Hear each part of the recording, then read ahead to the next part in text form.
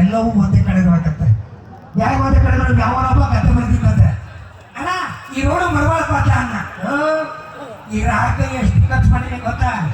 ಮಕ್ಕಳ ಅಟ್ಟಾಟನೆ ಈಜಿ ಪರಮಿಂದ ತಂದು ಬೆಳೆದಿ ರಾಗಿ ಇಷ್ಟು ಬೆಳೆದಿರೋದನ್ನ ಅವ್ರಿಗೆ ರಾಗಿ ಚಲ್ಲ ಏನೋ 8 ಗಂಟೆ ಅನ್ನ ಬರ್ಬಿಡನ್ನ ನಿನ್ನಂದ್ರೆ ಏನಾಗಿ ತಿರ್ಗಾಡೋ ಪಡ್ಸಾಡೋ ಇದ್ದಾವ. ಯಾರಾಕಿದ್ರಿ ರಾಗ್ಯ ಇರ್ತಾರ ಕಣ. ನೀವು ಸರಿ ಕಟ್ಟ ಕಳಿ ಕಿವ್ ಯಾರೋ ಮಾಡಿಸಿ ಮೂಗ್ ಯಾರೋ ಮಾಡಿಸಿ ಕತ್ ಯಾರೋ ಮಾಡಿಸಿ ಬೇಡ ಅಂತಾನೆ ಅಂತ ಪಾಪ ಇವ್ರು ಚಿಂತ ಇವ್ರಿಗೆ ಅವ ಮಗ ತಗೋಲ್ಲ. ಇವತ್ತು ಕುಸು ನಿಮ್ಮ ಅಪ್ಪ ಇವತ್ತು ಯಾಕೆ ಮಾಡಿಸ್ತೀಯ ಕಿವ್ ಯಾಕೆ ಹಿಂಗ್ಸ್ ಮಾಡಿಸ್ತೀಯ, ವಾಲ ಮಾಡಿಸ್ತೀಯ, ನಕ್ಲೆಸ್ ಮಾಡಿಸ್ತೀಯ ಯಾವಾಗ ನೀನು ಸರಿ ಕಟ್ಟಕೊಂಬನ್ನಿ. ಮೇಸ್ಟ್ರಿಗೆ ಯಾರು ಮದುವೆ ಮಾಡು, ಲಕ್ಷರಿಗೆ ಯಾರು ಮದುವೆ ಮಾಡು, ಡಾಕ್ಟ್ರಿಗೆ ಯಾರು ಮದುವೆ ಮಾಡು, ಲಾಯರ್ಗೆ ಮದುವೆ ಮಾಡು, ನಾ ಮದುವೆ ಮಾಡ್ಕೊಳ್ಳಲ್ಲ ಅನ್ನ ನೋಡಿ. ಆವೊಂದು ಚಪ್ಪಲ ಆವೊಂದು ಕೊನೆಯಲ್ಲಿ ಒಬ್ಬ ಅಜ್ಜಿ ಇದ್ರು, 80 ವರ್ಷ ತುಂಬಿ 90 ವರ್ಷ. ಅಜ್ಜಿ ನನ್ನ ಯಾರಿಗೆ ಮದುವೆ ಮಾಡಲಿ ಅಂತೀನಿ. ಅಜ್ಜಿ ತಂದಂತ ಕುಸ ಕೇಸರಿ ಬತ್ನಾರು ತಕ್ಕಂಬ, ಬಿಸಿ ಬೇಳ ಬತ್ನಾರು ತಕ್ಕಂಬ, ಉಪ್ಪಿಟ್ಟಿನಾರು ತಕ್ಕಂಬ, ನಾ ತಿನ್ನದ ಅನ್ನವ. ಜಗತ್ತಲ್ಲಿ ಅವರವ್ರ ಚಿಂತೆ ಅವರವ್ರಿಗೆ ಇರ್ತದೆ. ಆದ್ರೆ ಜಾಗಕ್ಕೆ ಬಂದಾಗಲಾದ್ರೂ ಒಂದು ದಿನ ಆ ಭಗವಂತನ ಚಿಂತೆ ಮಾಡಿ ಒಳ್ಳೇದಾಗತ್ತೆ ಅಂತಕ್ಕಂಥ ಮಾತನ್ನ ನಿಮ್ಗೆಲ್ಲ ಹೇಳ್ತಾ ಇದೀವಿ. ಬಂಧುಗಳಿಗೆ ಏನೂ ಇಲ್ಲ ಜೀವನ, ನಾವು ಅಷ್ಟೇ ಕಷ್ಟಪಟ್ಟು ಏನು ಕಡಿದಿರ್ಬೇಕು ಜೀವನ ಅಂದ್ರೆ ಅಯ್ಯೋ ಅದು ಮಾಡ್ಬೇಕಾಗಿತ್ತೀರ. ಇದು ಏನೂ ಇಲ್ಲ. ಜಗತ್ತಿನಲ್ಲಿ ಅತ್ಯಂತ ನಶ್ವರವಾದ ದೇಹ ಅಂದ್ರೆ ಮನುಷ್ಯಂದು. ಪ್ರತಿಯೊಂದಕ್ಕೂ ಬೆಲೆ ಇದೆ, ಮನುಷ್ಯನ ದೇಹಕ್ಕೆ ಬೆಲೆ ಇಲ್ಲ. ಅದಕ್ಕೆ ಒಂದು ಮಾತು ಹೇಳ್ತಾರೆ ಅಕ್ಕಮಾದೇವಿ, ಇನ್ನು ಯಾವುದು ಬರ ಯೋಚನೆ ಮಾಡಿ ಕೂತ್ಕೊಂಡು ನೀವು ಅಂದ್ಕೊಂಡಿರ್ಬೋದು ಅಯ್ಯೋ ಚೆನ್ನಾಗಿರೋ ರೇಷ್ಮೆ ಸೀರೆ ಇತ್ತು, ನಾನು ಮಳ ಹಿಂಗೆ ಉಟ್ಕೊಂಡ್ ಬಂದಿಲ್ಲ, ಎಲ್ಲ ಒಳ್ಳೆಯದೇ ಉಟ್ಕೊಂಡ್ ಬರ್ತಾರೆ. ಚಪಲಗಳು, ಚಿತ್ರಗಳು, ಮನೆಗಳು, ಚಿನ್ನಗಳು ಇವು ಯಾವುವಲ್ಲ. ನೀವು ನಿಜವಾಗಿ ನಿಮಗೆ ಯಾವತ್ತಾದ್ರೂ ಒಳ್ಳೆದಾಗಬೇಕು ಅಂದ್ರೆ ಒಂದು ಮಾತು ಏನು ಅಂದ್ರೆ ಈ ವಚನ ಕೇಳಿದ್ರೆ ಎಷ್ಟು ಚೆನ್ನಾಗಿದೆ ಅಂತ.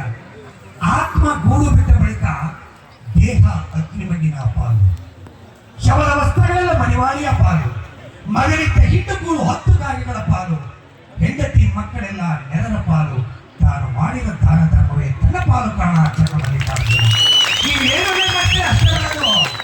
ನೀವೇನು ಕೇಳ್ಬೋದು, ನೀವೇನು ಅದಕ್ಕೆ ಹೇಳ್ತಾರೆ ಏನಂತಂದ್ರೆ ನೀವೇನಾದ್ರು ಬರ್ಬೇಕಾರೆ ಅಯ್ಯೋ ಶಿವನಕ್ಕರೆ ಸುಮ್ಮನೆ 100 ಹಾಕೋ ಹೋಗ್ಬಿಟ್ಟು 50 ರೂಪಾಯಿ ನೀವು 7 ಮುಗಿಸ್ಕೊಂಡು 50 ಹಾಕಿದ್ರೆ ಅದು 100 ರೂಪಾಯಿ ಇಂಜೆಕ್ಷನ್ ಕೊಟ್ಟಿರುತ್ತೆ. ಅದಕ್ಕೆ ಹೇಳೋದೇನು ಅಂದ್ರೆ ಕೊಡಬೇಕಾಗಿರ್ಬೇಕು, ಭಕ್ತಿಯಾಗಿರ್ಬೇಕು ಅಂದ್ರೆ ಕೊಟ್ಬಿಡ್ಬೇಕು, ಕೊಟ್ಟ ಮೇಲೆ ನಮ್ದೆಲ್ಲ ಆಗ್ತಿರ್ಬೇಕು. ಒಳಗೊಂದು ಹೊರಗೊಂದು ಇದ್ರೆ ಭಗವಂತ ಎಲ್ಲೂ ಒಳ್ಳೇದು ಮಾಡಲ್ಲ. ಪಾಪ ನಿಮ್ಗೆ ನಮ್ಗೆ ಬೇಜಾರಾಗೋದೇನು ಅಂದ್ರೆ ಈಗಲೂ ಸುಮಾರು ಜನ ಗಲಾಟೆ ನಿಂಚೆ ಇಲ್ಲ. ಯಾಕೆ ಅಂತ ಯೋಚನೆ ಮಾಡಿದ್ರೆ ಪೂಜ್ಯರು ಭಾನುವಾರ ದಿವಸ ಇಂಥ ಕಾರ್ಯಕ್ರಮ ಇದ್ದು ಬಹಳ ಒಳ್ಳೇದಾಯ್ತು. ಯಾಕಂದ್ರೆ ನೀವೆಲ್ಲ ಇವತ್ತು ಸೀರಿಯಲ್ಗಳನ್ನ ಬಿಟ್ಟು ಈ ಕಾರ್ಯಕ್ರಮ ಬಂದಿದ್ದೀರಿ. ನಿಮ್ಮೆಲ್ಲರಿಗೂ ಶರಣ. ಯಾಕಂದ್ರೆ ನೀವು ಬೇಕಾದ್ರೆ ಕಟ್ಟ 8:30 ಬಂದ್ಬಿಟ್ರೆ ಅಯ್ಯೋ ಇನ್ನೂ ಇದೇ ಮುಗಿದಿಲ್ಲ, ಇಷ್ಟು ಬೇಗ ಯಾಕೆ ಬಂದ್ಬಿಟ್ಟ ಬೇಕಾದಷ್ಟು ಜನ ನೋಡ್ಬೇಕು. ಎಷ್ಟು ಅಡಿಟ್ ಆಗ್ಬಿಟ್ಟಾರೆ ಸೀರಿಯಲ್ಗೆ ಅಂದ್ರೆ. ತಾಯಿ ಅಂದ್ರೆ ನಿನ್ ಕೈ ಮುಗಿತೀನಿ.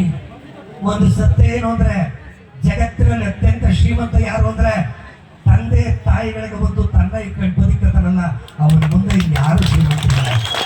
ಎಷ್ಟ ತಂದೆ ತಾಯಿ ಜೊತೆ ಇವತ್ತು ಒಂದು ಬೇಜಾರಾಗ ಸಂಗತಿ ಏನಂದ್ರು ಪೂಜ್ಯರ ಮುಂದೆ ನಮ್ಮ ಸಂಸ್ಕೃತಿಗೆ ಅನಾಥಾಶ್ರಮ ವೃದ್ಧಾಶ್ರಮಗಳು ಬೇಕಾದ. ನಮ್ಮ ತಂದೆ ತಾಯಿಗಳನ್ನ ತಗೊಂಡೋಗಿ ವೃದ್ಧಾಶ್ರಮಕ್ಕೆ ಸೇರಿಸ್ಬಿಟ್ಟು ನಾವು ಯೋಚನೆ ಮಾಡ್ಬೇಕು ಏನಂತ ಅಂದ್ರೆ ಎಂತ ಸಂಸ್ಕೃತಿ.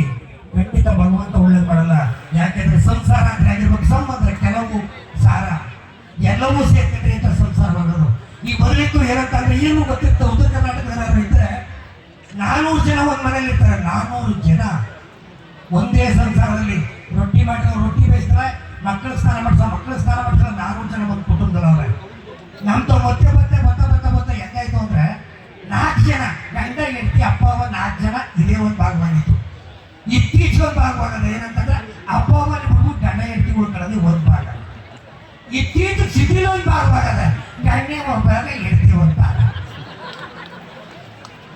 ಈ ಸಂಸ್ಕೃತಿ ನಮ್ಮದ.